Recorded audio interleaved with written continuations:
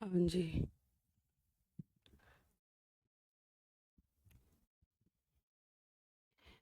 Hello everyone, good afternoon to all of you. जल्दी से live आ जाएंगे एक बार ताकि हम सेशन को स्टार्ट कर सके। एवरीवन जल्दी जल्दी लाइव आ जाइए फटाफट एक बार। और आपका टॉपिक चल रहा था बच्चा उपराष्ट्रपति, तो उसी को हम कंटिन्यू करने वाले हैं आज की क्लास में। टॉपिक का नाम है उपराष्ट्रपति, है ना। आपको पता होगा लास्ट क्लास में ही मैंने स्टार्ट कर दिया था, यानी कि वाइस प्रेसिडेंट। वाइस प्रेसिडेंट उपराष्ट्रपति आज का आपका टॉपिक है। जल्दी से सारे बच्चे लाइव आएंगे ताकि हम इस टॉपिक को कंप्लीट कर सके।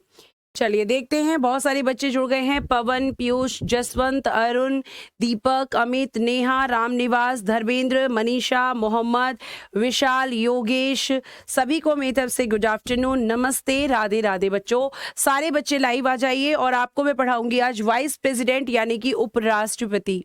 ठीक है, उपराष्ट्रपति मैंने आपको बताया था, एक बेसिक इंफॉर्मेशन लास्ट क्लास में दी थी कि वाइस प्रेसिडेंट जो है, अगर हम इनके बारे में बात करते हैं, उपराष्ट्रपति की जब हम बात करते हैं, तो मैंने आपको बताया था कि उपराष्ट्रपति संविधान के पार्ट 5 यानी कि बेटा भाग 5 में, इनको मैंने आपको बताया था कि पार्ट 5 में भाग 5 में है। ठीक है।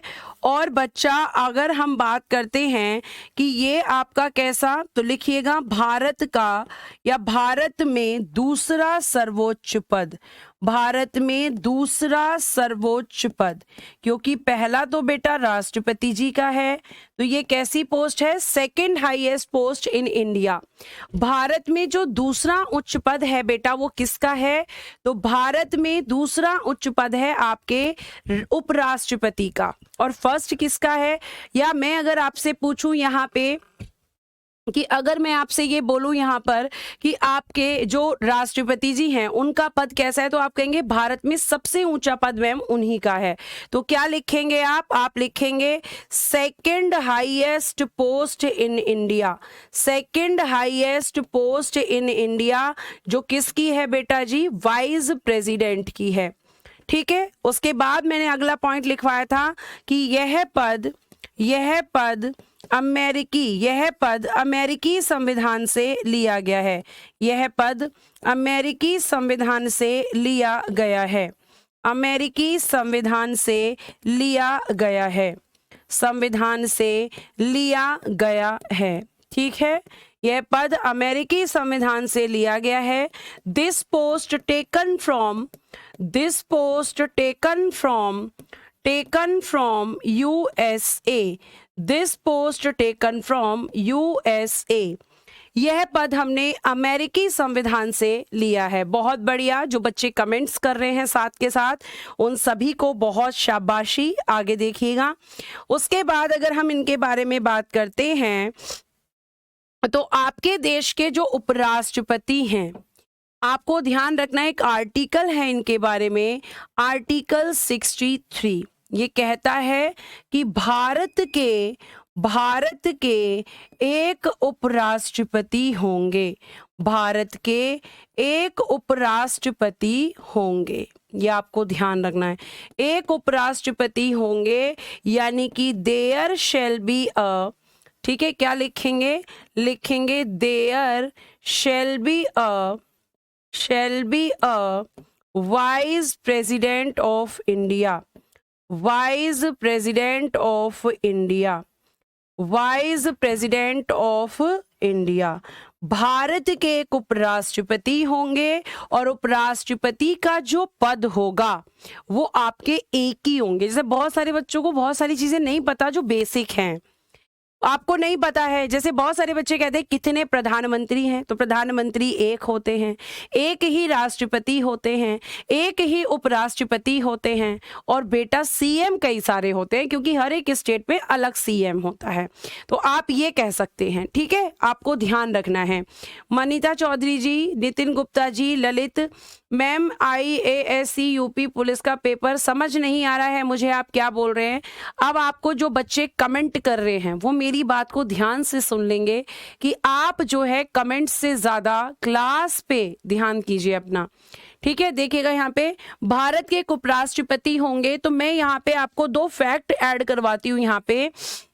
जैसे अगर आपसे कोई पूछे कि भारत के प्रथम उपराष्ट्रपति कौन थे, प्रथम उपराष्ट्रपति कौन थे आपके देश के, तो आप पता है किसका नाम लिखेंगे? Doctor S Radha Krishnan. Doctor S Radha Krishnan, आपको ध्यान रखना है।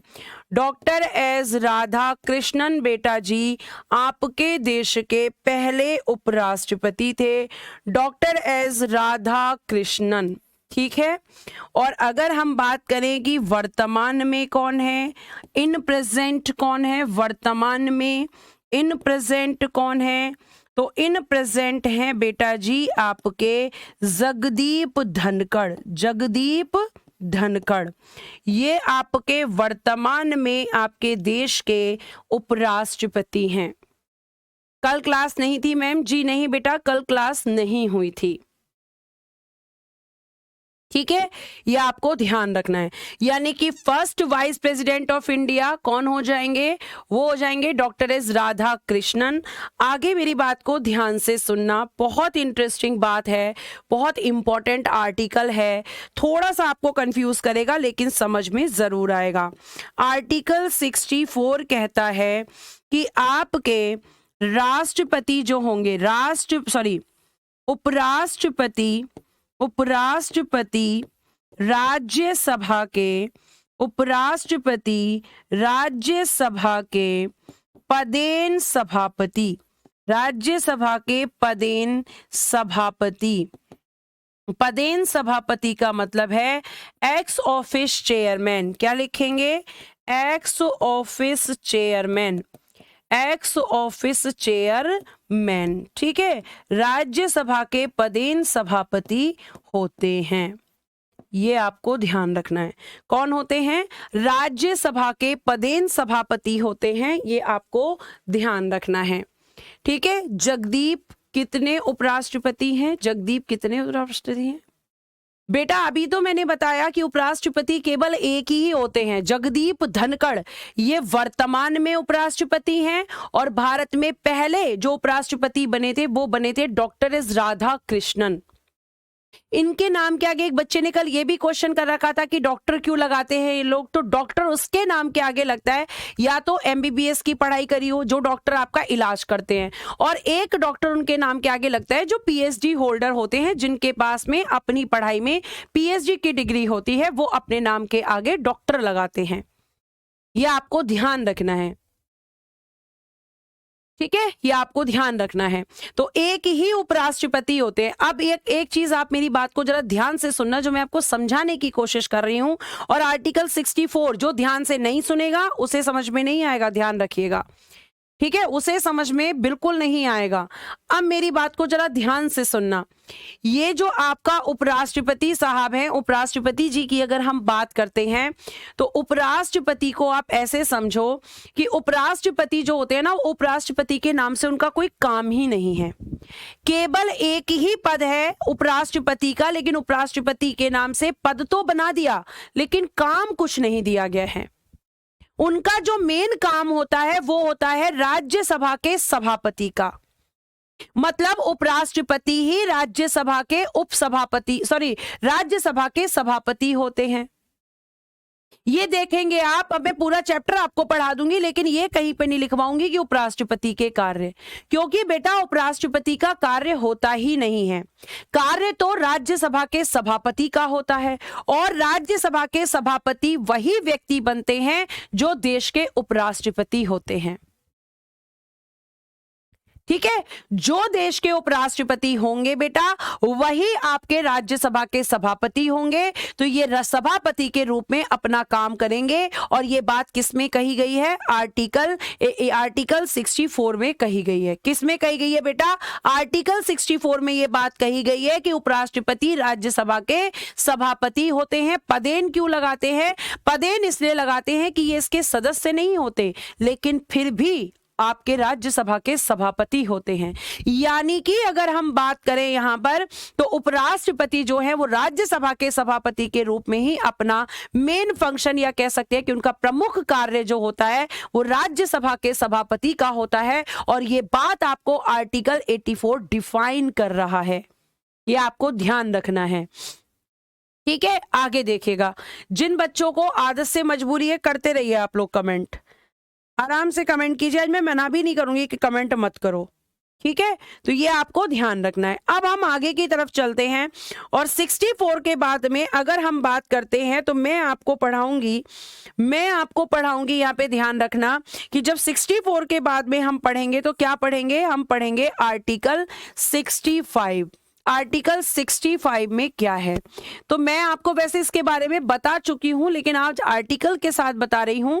और आर्टिकल 65 क्या है बेटा, इसमें कहा गया है कि जब राष्ट्रपति का पद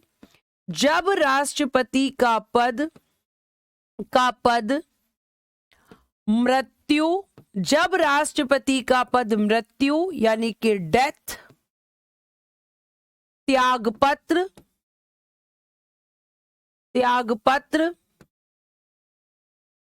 रिजाइन, जब राष्ट्रपति का पद मृत्यु, त्यागपत्र, महाभियोग,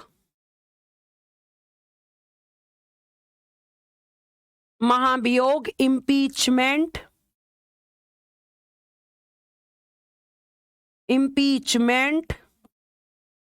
महाभियोग के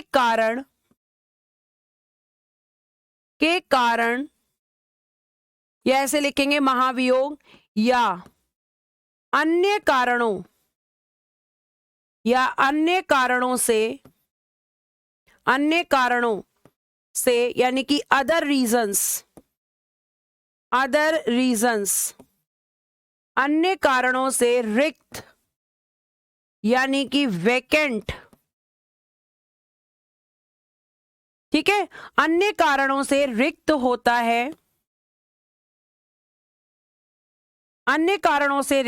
है, तो उपराष्ट्रपति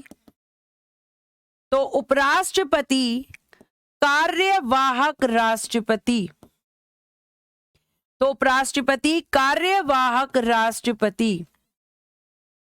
एक्टिंग प्रेसिडेंट,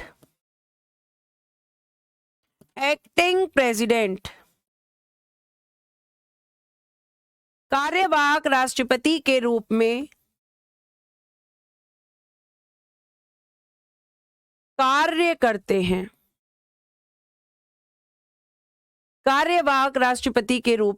कार्य करते हैं, ये मैंने आपको राष्ट्रपति पढ़ाते समय आपको बताया था आपको मैंने कि राष्ट्रपति जब बनेंगे तो आपके तभी बनेंगे जब आपके राष्ट्रपति पद पर नहीं होंगे, उनका पद किसी कारण से खाली होगा। और ये बात आर्टिकल 65 में की गई है। तो आपको दो आर्टिकल्स मैंने अभी बताए, एक आर्टिकल 64 और एक आर्टिकल 65। ये दो आर्टिकल्स बेटा मैंने आपको बताए हैं, जिसमें आर्टिकल 64 कह रहा है, मैं आपको एक तरफ यहां बोर्ड पे लिख के समझाती हूं, आपके एक एक कॉन्सेप्ट को क्लियर कर दूंगी, लेकिन तब जब आप फोकस होकर सुनेंगे। आप एक तरफ लिखो उपराष्ट्रपति, ठीक है, उपराष्ट्रपति। अब उपराष्ट्रपति का आपसे कोई कहे कि उपराष्ट्रपति के नाम से कार्य,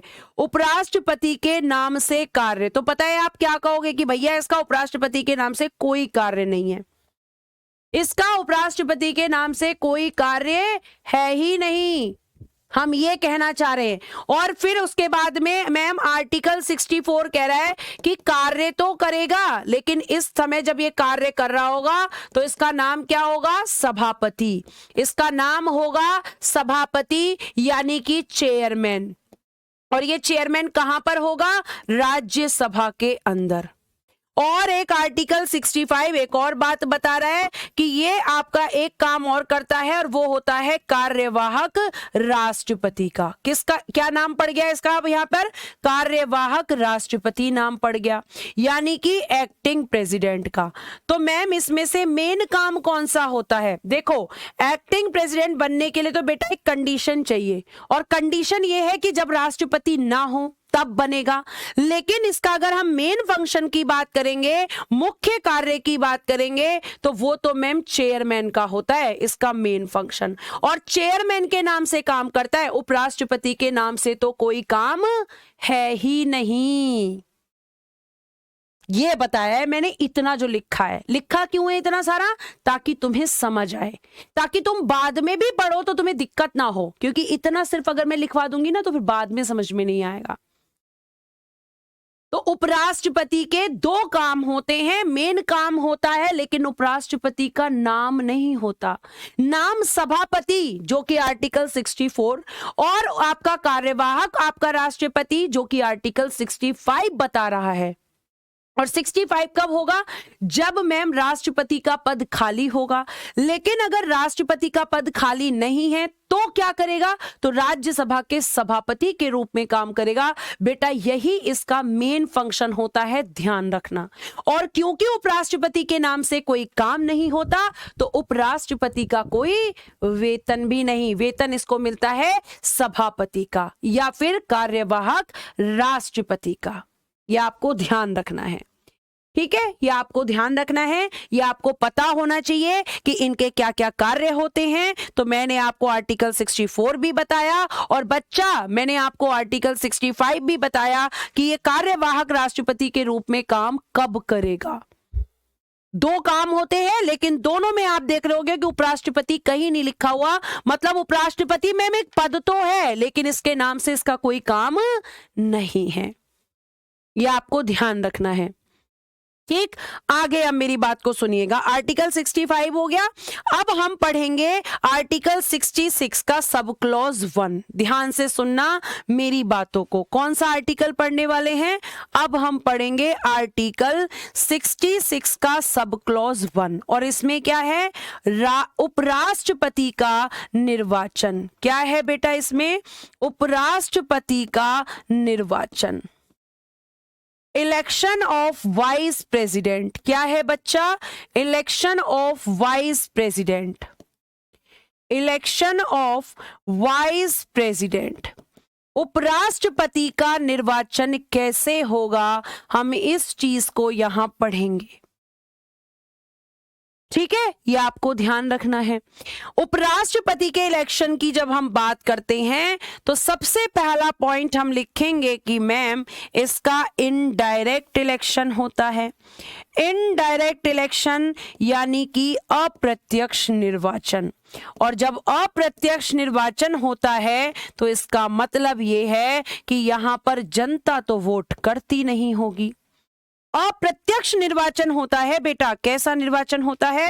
अप्रत्यक्ष निर्वाचन। दूसरा पॉइंट, गुप्त मतदान होता है। गुप्त मतदान यानी कि सीक्रेट वोटिंग होती है। सीक्रेट वोटिंग होती है।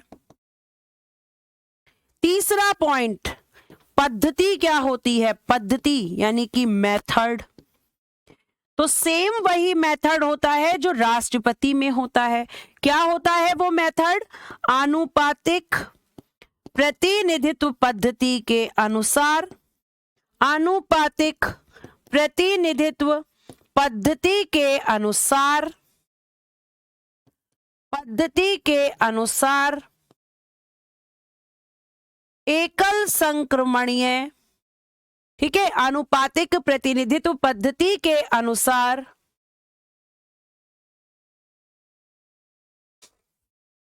ठीक है, एकल संक्रमणीय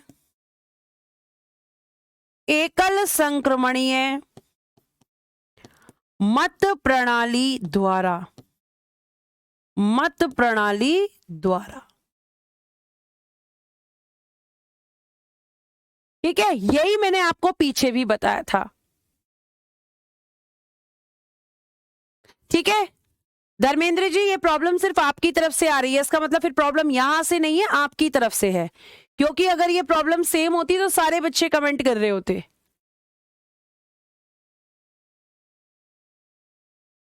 मैम जब कार्यवाहक राष्ट्रपति होते हैं तब उसके वेतन में बदलाव होता है। सुनील, ये बात मैंने आपको प्रेसिडेंट में भी बताई थी कि चाहे उपराष्ट्रपति प्रेसिडेंट के पद पे बैठे, चाहे आपके चीफ जस्टिस यानी कि मुख्य न्यायाधीश राष्ट्रपति के पद पर कार्यवाहक राष्ट्रपति के रूप में बैठे, दोनों को ही उस समय वो वेतन मिलेगा जो राष्ट्रपति को मिलता है। यानी कि आपको उपराष्ट्रपति जो होते हैं, जब वो नॉर्मली राज्यसभा के सभापति होते हैं तो उनको सभापति का वेतन मिलता है। लेकिन अगर मैं आपसे यहां पे बात करूं कि उपराष्ट्रपति जब कार्यवाहक राष्ट्रपति बनेंगे तो उन्हें क्या मिलेगा? तब उन्हें राष्ट्रपति का वेतन मिलेगा। यह आपको ध्यान रखना है, ठीक है। आगे देखिएगा, तो एकल संक्रमणीय मत प्रणाली द्वारा इंग्लिश में क्या लिखेंगे? Proportional representative system. क्या लिखेंगे? Proportional representative system. Proportional representative system and single transferable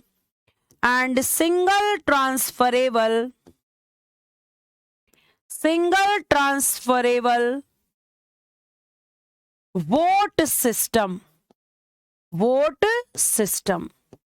ये बेटा आपका मेथड होता है, सेम मैंने प्रेसिडेंट में बताया था, ठीक है। आगे चलते हैं, आगे देखते हैं यहां पे क्या हो रहा है, ठीक है बेटा। आगे देखते हैं, ठीक। आगे देखिएगा, यहां पर आगे प्रश्न देखेंगे। यहां पर अगली चीज क्या देखेंगे कि यहाँ पे मतदाता कौन होता है? मतदाता मतलब वोटर्स कौन होंगे, या फिर हम मतदाता की जगह लिखेंगे निर्वाचक मंडल। इसी आर्टिकल में आएगा जो पीछे लिखा है, इलेक्टोरल कॉलेज, इलेक्टोरल मंडल, इलेक्टोरल कॉलेज। तो निर्वाचक मंडल में बेटा देखना जरा, आपके यहां पे ध्यान से सुनना, संसद के दोनों सदनों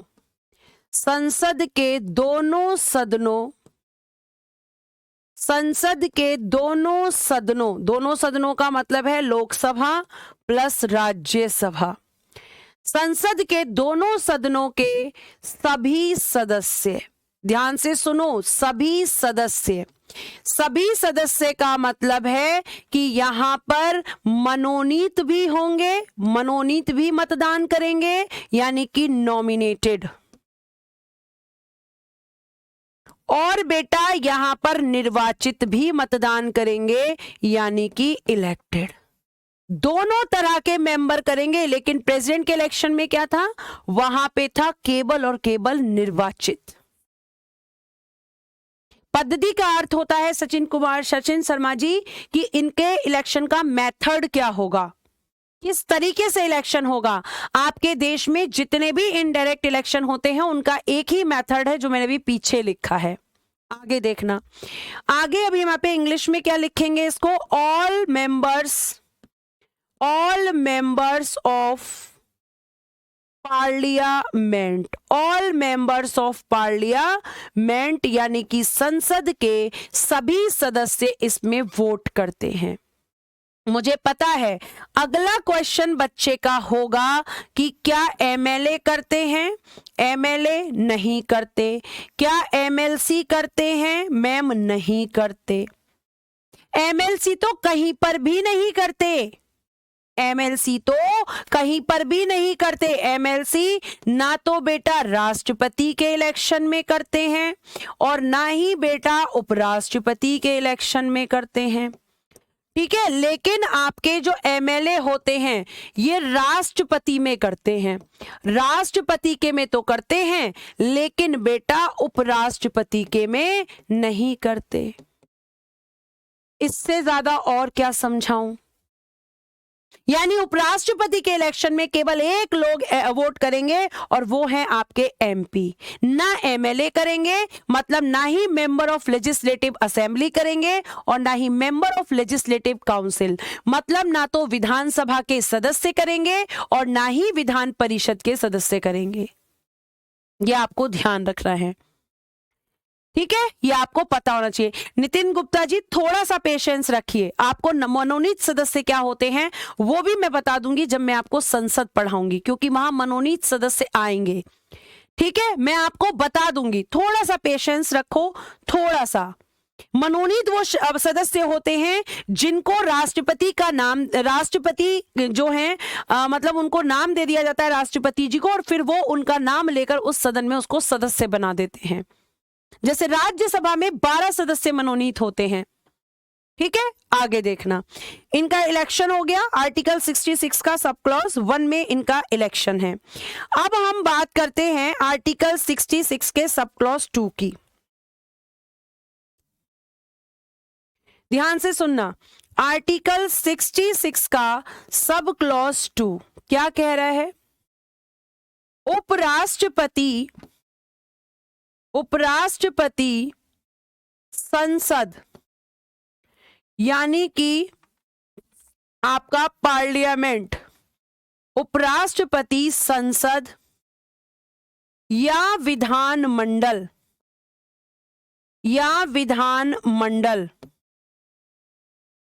मतलब लेजिस्लेचर, उपराष्ट्रपति संसद या विधानमंडल के सदस्य नहीं होंगे। मतलब बोल रहा है कि ना तो एमपी होंगे, ना ही एमएलए होंगे, और ना ही एमएलसी होंगे। किसी भी सदन के सदस्य नहीं होने चाहिए। लेकिन अगर हैं तो एक क्वेश्चन बनता है हमेशा दिमाग में, लेकिन अगर सदस्य हैं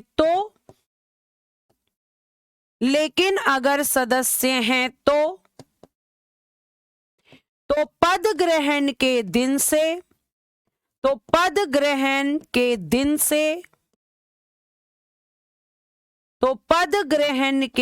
से उस सदन में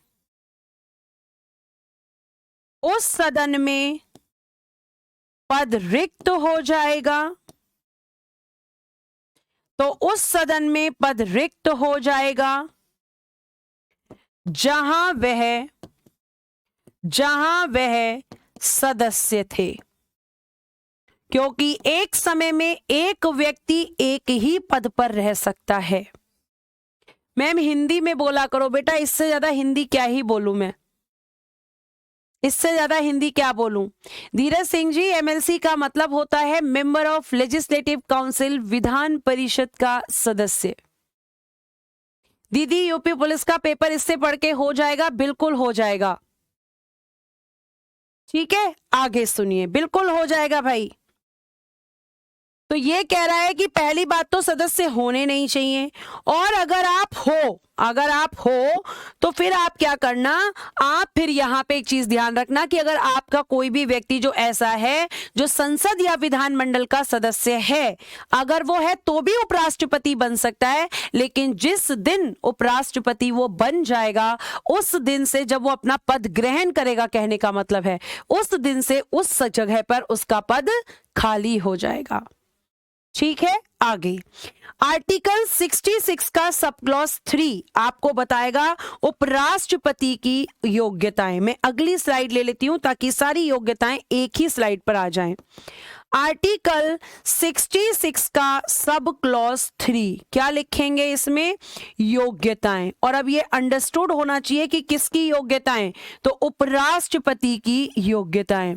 उनकी क्वालिफिकेशंस के बारे में हम बात करेंगे कि उनकी क्या क्वालिफिकेशंस होनी चाहिए, उनकी क्या योग्यताएं होनी चाहिए।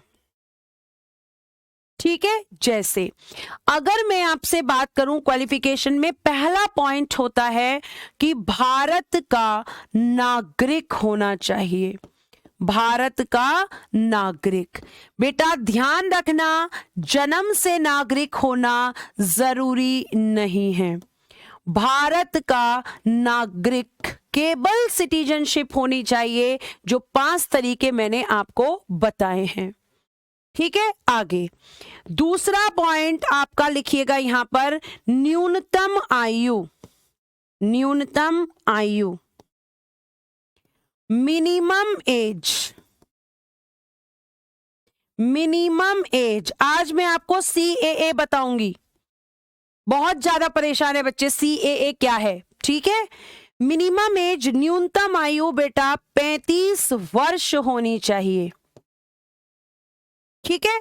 न्यूनतम आयु कितनी होनी चाहिए, 35 वर्ष की न्यूनतम आयु होनी चाहिए। तीसरा, राज्यसभा का, राज्यसभा का सदस्य, सदस्य ना हो, लेकिन, लेकिन राज्यसभा का सदस्य बनने की, लेकिन राज्यसभा का सदस्य बनने की योग्यता होनी चाहिए, योग्यता।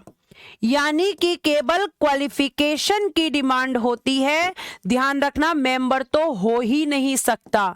ये बात तो मैंने आपको पीछे भी लिखवा दी कि ये आपका MP MLA MLC हो ही नहीं सकता, लेकिन अगर है तो पद खाली हो जाएगा। अब यहां पे लिखा है कि राज्यसभा का सदस्य ना हो, क्लियर लिखा है मैंने इस लाइन को कि राज्यसभा का सदस्य ना हो, लेकिन सदस्य बनने की योग्यता होनी चाहिए, क्वालिफिकेशन होनी चाहिए। क्यों, क्यों होनी चाहिए क्वालिफिकेशन? इसलिए होनी चाहिए बेटा क्योंकि उसका चेयरमैन बनना है, इसको चेयरमैन बनना है तो योग्यता तो हो कम से कम, ये आपको ध्यान रखना है।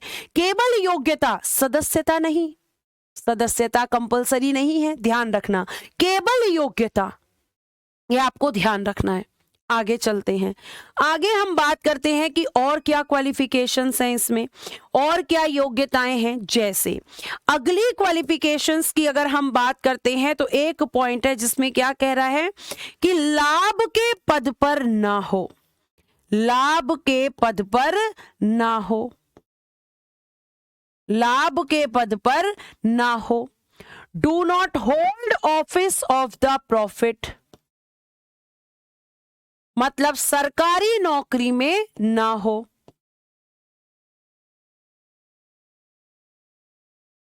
ठीक है, सरकारी नौकरी में ना हो। उसके बाद अगला, पागल ना हो, do not unsound mind,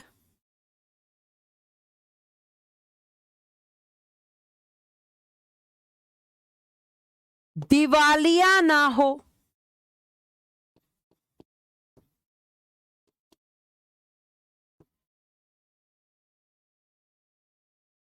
do not insolvent,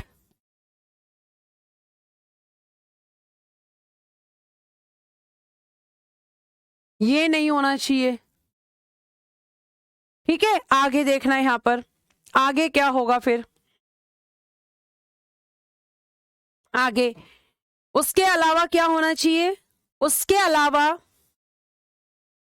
20 प्रस्तावक यानी कि प्रपोजर्स, और बेटा जी 20 अनुमोदक यानी कि सेकेंडर्स,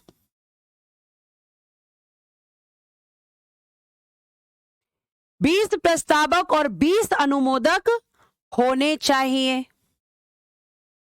और ये अनुमोदक और प्रस्तावक कौन होंगे, वही MP में से होंगे जो मतदान करेंगे। आप बताओ प्रेसिडेंट के इलेक्शन में आपके जो प्रेसिडेंट, जो कैंडिडेट बनना चाहता है, ठीक है, दिवालिया क्या होता है, दिवालिया मैं कई बार बता चुकी हूं। दिवालिया का मतलब होता है ऐसा व्यक्ति जिसने बैंक का पैसा ले लिया है, लेकिन बैंक का पैसा देने के लिए अब वो काबिल नहीं है, उसके पास पैसा नहीं है, या जो बैंक का पैसा लेके भाग जाता है। बैंकरप्ट जिसको आप बोलते हैं कि ये व्यक्ति बैंकरप्ट है, इसने बैंक का पैसा ले लिया है, बैंक का पैसा खा लिया है, उसको दिवालिया बोलते हैं। लाइन से क्वेश्चन आया है दिवालिया क्या होता है, इसका मतलब राष्ट्रपति पढ़ाने का कोई मतलब नहीं है। ठीक है, इसका मतलब राष्ट्रपति पढ़ाने का कोई भी अर्थ है ही नहीं। नहीं, एजुकेटेड होने की कोई जरूरत नहीं है। मैं 10 बार बता चुकी हूं, राष्ट्रपति, उपराष्ट्रपति, राज्यपाल, एमपी, एमएलए, एमएलसी, मुख्यमंत्री, प्रधानमंत्री, ये सब बनने के लिए या कोई भी मंत्री बनने के लिए आपको पढ़ने लिखने की कोई जरूरत नहीं है। दिवालिया मैं कई बार बता चुकी हूं, बहुत बढ़िया। शिवा, मोहित, रवि, इन लोगों ने आंसर कर दिया है कि मैम 50-50 होते हैं। 50 ऐसे लोग होते हैं जो 50 प्रस्तावक होते हैं और 50 अनुमोदक, लेकिन यहां पर उनकी संख्या कितनी है? 20-20। कितनी है बेटा जी? 20-20 है, आपको ध्यान रखना है, ठीक है। अब प्रस्तावक उसको कहते हैं जो उपराष्ट्रपति जिसको बनाना चाहते हैं। 20 लोग उसका नाम लेकर आएंगे और फिर वो 20 लोग ऐसे होंगे जो उस प्रपोजल को एक्सेप्ट करेंगे, यानी कि ये टोटल मिलाकर 40 होने चाहिए। ऐसा नहीं कि जो प्रपोजर्स है वही सेकेंडर्स हो, नहीं। अगर ए प्रपोजर है तो ए कभी भी आपका सेकेंडर नहीं बन सकता। अगर बी सेकेंडर्स है तो वो कभी भी प्रपोजर नहीं बन सकता। तो राष्ट्रपति में कितने होते हैं बेटा? 50-50, लेकिन यहां कितने होते हैं? 20-20। 20 ऐसे लोग जो उपराष्ट्रपति के नाम का प्रस्ताव लाएंगे और 20 ऐसे लोग जो उस प्रस्ताव को अनुमोदन देंगे, ठीक है। ये आपको ध्यान रखना है। और आपको ध्यान रखना है कि ये टोटल 40 होते हैं। मैम ये कहां से आते हैं? तो बेटा वही लोग होते हैं जो उपराष्ट्रपति के इलेक्शन में मतदान करते हैं। तो उपराष्ट्रपति के इलेक्शन में मतदान कौन करता है? मैंने पीछे बताया, तो मतदान करते हैं एमपी। तो एमपी में से ही बेटा 20 प्रपोजर्स होते हैं और 20 सेकेंडर्स होते हैं। ममता कह रही है पढ़ाई नहीं हो तो कैसे होंगे मंत्री जी? बिल्कुल होंगे, आपके हैं। आपके मंत्री नहीं करते हैं, उनके पीछे काम करते हैं आईएएस ऑफिसर्स, जो आप लोगों में से ही बनते हैं। संविधान में पढ़ा लिखा होने का शर्त क्यों नहीं रखा गया? क्योंकि अधान जिया जी जो कॉन्स्टिट्यूशन मेकर्स थे, उन्हें इसकी जरूरत नहीं महसूस हुई थी। अगर इन फ्यूचर जरूरत महसूस होती है तो संसद इसके लिए विधि बना सकती है, ठीक है। ध्यान से सुन लो, अब आपके क्वेश्चन की भरमार हो जाती है। फिर आगे देखो, आगे देखना है। यहां पर आगे हम जब बात करते हैं बेटा, तो यहां पे ये होना चाहिए, उसके साथ साथ आपका और क्या होना चाहिए? 15,000 रुपए, 15,000 रुपए की जमानत राशि। जमानत राशि, ठीक है। ये कहां पर जमा करनी होगी? ये जमा करनी होती है, जमा को इंग्लिश में कहते हैं डिपॉजिट। और डिपॉजिट कहां पर होती है? डिपॉजिट कहां पर होती है बेटा? डिपॉजिट होती है आरबीआई में, ठीक है। आरबीआई में डिपॉजिट की जाती है, आरबीआई के पास रखी जाती है। 15,000 रुपए कौन रखता है? ये 15,000 रुपए मैम किसको देने होते हैं आरबीआई को? तो बेटा उन लोगों को जो उपराष्ट्रपति के इलेक्शन में कैंडिडेट होते हैं। जो लोग उपराष्ट्रपति के इलेक्शन में कैंडिडेट यानी कि उम्मीदवार होते हैं, मतलब जो लोग उपराष्ट्रपति बनना चाहते हैं, तो उनसे कहा जाता है कि आपके पास 2-3 कंडीशंस हैं। पहले तो आपके पास ये सारी योग्यताएं होनी चाहिए। दूसरा, आपके पास में 20 प्रपोजर्स, 20 सेकेंडर्स होने चाहिए। और तीसरा बेटा 15,000 रुपए आरबीआई में जमा करने के लिए कहा जाता है, ठीक है। ये आपको ध्यान रखना है। तो ये आपको ध्यान रखना है, 15,000 रुपए आरबीआई में जमा करने होते हैं और ये एक तरह की जमानत राशि होती है। अब प्रश्न बनता है कि आगे ध्यान रखिएगा, जमानत राशि जब्त हो जाती है। जमानत राशि जब्त का मतलब होता है सीज्ड, और इसका मतलब होता है कि आरबीआई इस पैसे को वापस नहीं करेगा। लेकिन कब नहीं करेगा? जमानत राशि जब्त हो जाती है यदि किसी उम्मीदवार को, जल्दी बताओ कितना, यदि किसी उम्मीदवार को, जल्दी से, मैं पीछे बैक करूं तो मुझे आंसर्स दिखने चाहिए। कब जब्त होगी? जब किसी उम्मीदवार का नाम होता है, उम्मीदवार को इंग्लिश में कहते हैं कैंडिडेट। जब किसी उम्मीदवार को कुल वैध मतों यानी कि टोटल वैलिड वोट्स, कुल वैध मतों का 1/6 मत प्राप्त ना हो। अगर टोटल वोट 1000 पड़े एग्जाम्पल, तो 1000 में से 1/6, बहुत बढ़िया, कन्हैया कहार बहुत बढ़िया बेटा, बहुत बढ़िया, बिल्कुल सही आंसर दिया है आपने। 1/6। जब टोटल वोट्स का आर्यन है, अमित है, वीरेंद्र हैं और आपके विशाल हैं, इन लोगों ने बिल्कुल सही आंसर्स किए हैं। आपके सबसे पहले आंसर किया था कन्हैया ने। जब टोटल वोट्स का 1/6 वोट नहीं मिलेगा, इसका मतलब कि उस बेल अमाउंट को सीज कर लिया जाएगा, मतलब आरबीआई उसको वापस नहीं करेगी। आरबीआई कहेगी तुम्हारा रुपया नहीं मिलेगा भैया, तो वो कहेंगे क्यों नहीं मिलेगा हमारा रुपया? इसलिए नहीं मिलेगा क्योंकि तुम्हें पहले ही बता दिया गया था कि कम से कम टोटल वोट्स का 1/6 तुम्हें मिलना ही चाहिए। ठीक है, ये जीतने के लिए नहीं, जीतने के लिए तो 50% +1 चाहिए। ये मैं आपको पहले ही बता देती हूं, साइड में लिख भी देती हूं, ध्यान रखना। उपराष्ट्रपति बनने के लिए, उपराष्ट्रपति बनने के लिए कुल वैध मतों का, के लिए कुल वैध मत, टोटल वैलिड वोट्स, ठीक है, कुल वैध मतों का 50% +1 ये चाहिए। ये जीतने के लिए चाहिए, उपराष्ट्रपति बनने के लिए चाहिए, लेकिन बेल अमाउंट को बचाने के लिए कितना चाहिए? 1/6 चाहिए। ये आपको ध्यान रखना है। ठीक, आगे ये हो गया इनका इलेक्शन पढ़ा हमने, इनका क्वालिफिकेशंस पढ़ी हमने इनकी। अब हम पढ़ेंगे आर्टिकल 67। आर्टिकल 67 को पढ़ेंगे और जरा ध्यान से समझना। आर्टिकल 67 बड़ा इंटरेस्टिंग आर्टिकल्स है, जिसमें हम कहेंगे कि इसमें क्या है, तो इनका कार्यकाल दिया गया है। इनका कार्यकाल क्या होता है? इनका टेन्योर, या आप कह सकते हैं पदावधि। बेटा कार्यकाल या पदावधि एक ही बात होती है। पदावधि को इंग्लिश में बोलते हैं टर्म ऑफ ऑफिस। घबरा मत जाना इस शब्द को देखकर, टर्म ऑफ ऑफिस कह लो या बेटा जी आप इसको कार्यकाल कह लो, एक ही बात होती है। ठीक है, ये आपको ध्यान रखना है जी। सभी इलेक्शंस में 1/6 ही चाहिए होता है अपनी बेल अमाउंट को बचाने के लिए। आगे देखना, अगर हम कार्यकाल की बात करते हैं तो लिखेंगे पद ग्रहण के दिन से, पद ग्रहण के दिन से 5 वर्ष। कितना होगा बेटा? 5 इयर्स, 5 वर्ष होता है।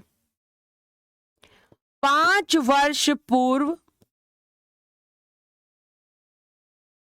5 वर्ष पूर्व राष्ट्रपति को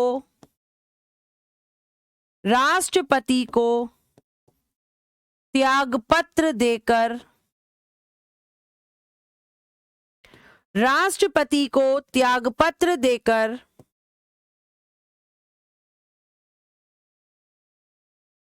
अपना पद छोड़ सकते हैं। तो त्यागपत्र किसको देंगे बेटा?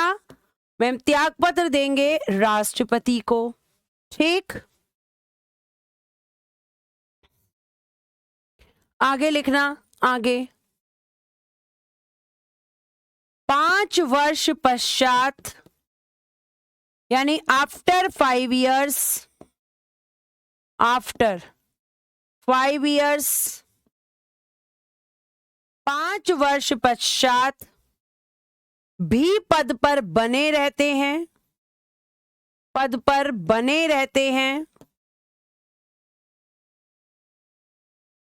जब तक कि उनका उत्तराधिकारी, जब तक कि उनका उत्तराधिकारी, उनका उत्तराधिकारी मतलब सक्सेसर, उनका उत्तराधिकारी, उत्तराधिकारी की इंग्लिश होती है सक्सेसर, और यहां पे सक्सेसर का मतलब है कि नए उपराष्ट्रपति, नए उपराष्ट्रपति।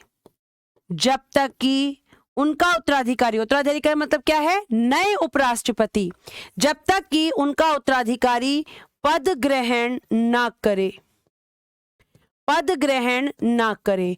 मतलब अगर किसी वजह से पुराने वाले जो नए वाले उपराष्ट्रपति आने वाले हैं उनके इलेक्शन में कोई डिले हो जाए या किसी और कारण से इलेक्शन टाइम पे ना हो पाए, ठीक है, और वो इस पद पर नहीं आ पा रहे 5 साल के बाद भी, तो ये तब तक पद पर रहेंगे जब तक नए उपराष्ट्रपति उस पद पर नहीं आ जाते। ठीक है, उसके बाद आगे हम देखेंगे, उसके बाद आप आगे देखेंगे उपराष्ट्रपति को पद से हटाने की प्रक्रिया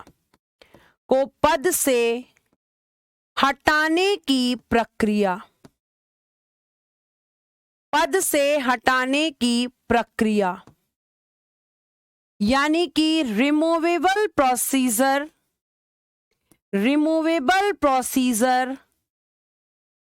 ऑफ वाइस प्रेसिडेंट उपराष्ट्रपति को किस तरीके से पद से हटाया जा सकता है, ये कौन बताएगा आपको? यहां पे मैं बताऊंगी, ये मैं ही बताऊंगी।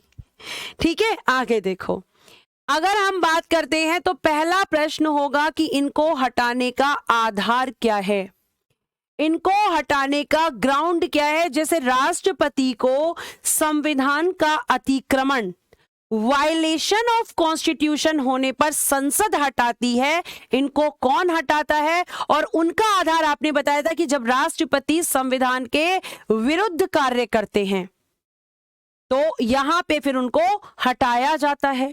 तो यहां ध्यान रखना, आधार की जब बात आएगी तो लिखना आधार निश्चित नहीं, आधार संविधान द्वारा निश्चित नहीं, संविधान द्वारा निश्चित नहीं, मतलब इनका कोई आधार फिक्स नहीं किया है संविधान ने, कोई आधार संविधान द्वारा निश्चित नहीं। ठीक है, संविधान द्वारा निश्चित नहीं।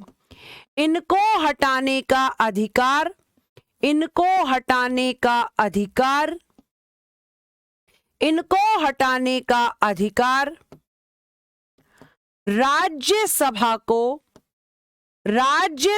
को दिया गया है, राज्यसभा को दिया गया है।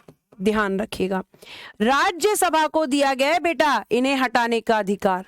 राज्यसभा से बोल दिया जो तुम्हें ठीक लगे, यानी कि जब इनको हटाना होगा तो पहला पॉइंट प्रस्ताव लाना होगा, और प्रस्ताव कहां पेश होगा?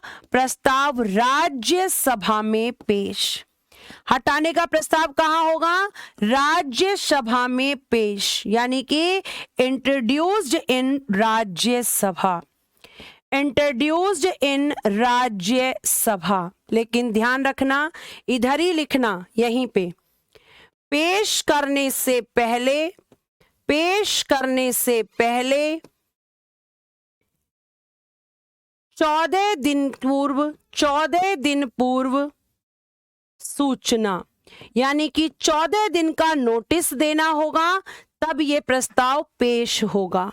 14 दिन पहले इनको बताया जाएगा कि हम आपको पद से हटा रहे हैं। तो पेश करने से 14 दिन पूर्व की क्या दी जाती है? पेश करने से 14 दिन पूर्व सूचना दी जाती है।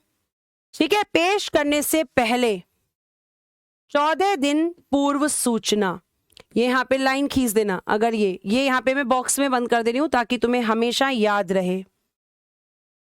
ठीक है, सूचना देनी होगी, नोटिस देना होगा, जैसे कोर्ट नोटिस देता है ऐसे ही इनको भी नोटिस देना होगा। तो हम ये लिख सकते हैं कि पहला पॉइंट ये होता है और इसको दूसरा पॉइंट कर देते हैं। तीसरा क्या होगा? प्रस्ताव पर चर्चा, प्रस्ताव पर राज्यसभा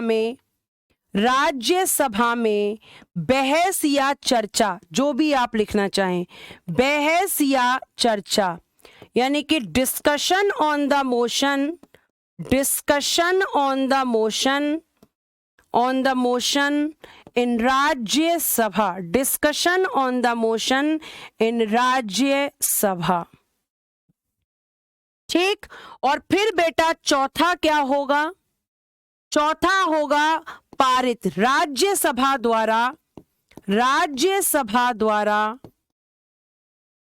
राज्यसभा द्वारा साधारण बहुमत, राज्यसभा द्वारा साधारण बहुमत यानी कि सिंपल मेजॉरिटी, साधारण बहुमत से पारित।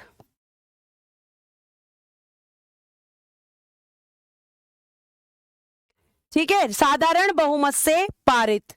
उसके बाद बेटा देखना, आगे लिखना, यहीं पर आगे लिखना, फिर पांचवा लोकसभा में जाएगा, लोकसभा में जाएगा और लोकसभा की सहमति प्रस्ताव पर मिलने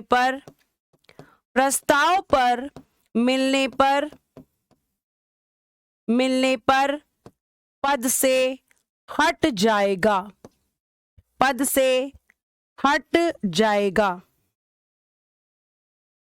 ठीक है, ये आपको ध्यान रखना है। तो हटाते का अधिकार राज्यसभा को है, बस लोकसभा से ध्यान रखना सहमति की जरूरत होती है। आधार क्या होगा, ये भी राज्यसभा ही निश्चित करेगी, लोकसभा कभी भी निश्चित नहीं करेगी। लोकसभा इस प्रस्ताव को पारित वारित नहीं होगा, ये केवल सहमति, मतलब लोकसभा ये कह दे कि राज्यसभा जो प्रस्ताव लेकर आई है वो पास हो जाएगा। अच्छा, आपका CAA रह गया भाई, 2 मिनट में समझा देती हूं, 1 मिनट रुकना, समझाती हूं।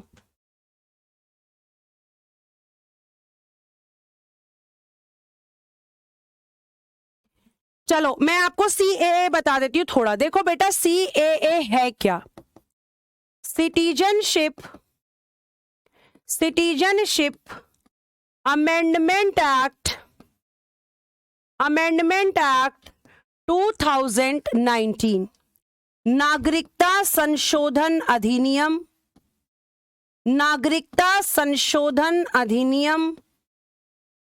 2019, ये आपका CAA ये कह रहा है। इसमें क्या किया गया है कि आपके 3 देशों के बारे में बात है, अफगानिस्तान, पाकिस्तान और बेटा बांग्लादेश।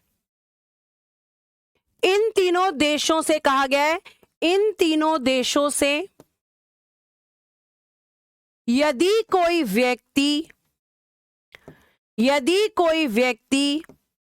31 दिसंबर 2014 तक भारत में आया है और वह हिंदू, सिख, जैन, बौद्ध, पारसी और ईसाई। ठीक है, और वह हिंदू, मुस्लिम, सिख, जैन, बौद्ध, पारसी, ईसाई है, तो वह अवैध प्रवासी नहीं होगा, तो वह अवैध प्रवासी नहीं होगा, यानी कि वो इल्लीगल इमिग्रेंट नहीं माना जाएगा, इल्लीगल इमिग्रेंट नहीं होगा। उसको ये नहीं कहेंगे कि ये अवैध प्रवासी है, उसे इल्लीगल इमिग्रेंट नहीं माना जाएगा। लेकिन ध्यान रखना कि इसमें एक कम्युनिटी को यहाँ पे शामिल नहीं किया गया, मुस्लिम कम्युनिटी, और इसी वजह से इसका विरोध पहले भी हुआ था। लेकिन अब ये नागरिकता संशोधन अधिनियम 2019 आपका 11 मार्च को लागू हो गया है। ये है आपका CAA, जिसमें इनको अधिकार मिले हैं कि ये अवैध प्रवासी नहीं है। बेटा इसके बारे में कल थोड़ी सी बात और करेंगे, अभी इतना ही रखते हैं, क्योंकि अगली बार जो है अगली क्लास का टाइम हो रहा है, तो कल की क्लास में आके पहले मैं दोबारा इसी के बारे में डिस्कस करूंगी। ये CAA क्या है, आज आपकी दिमाग का जो एक कीड़ा था वो हट गया होगा, और कल इसके बारे में और बता दूंगी। तो आज के लिए हम इतना ही रखते हैं। Thank you so much, bye bye, take care and good day everyone.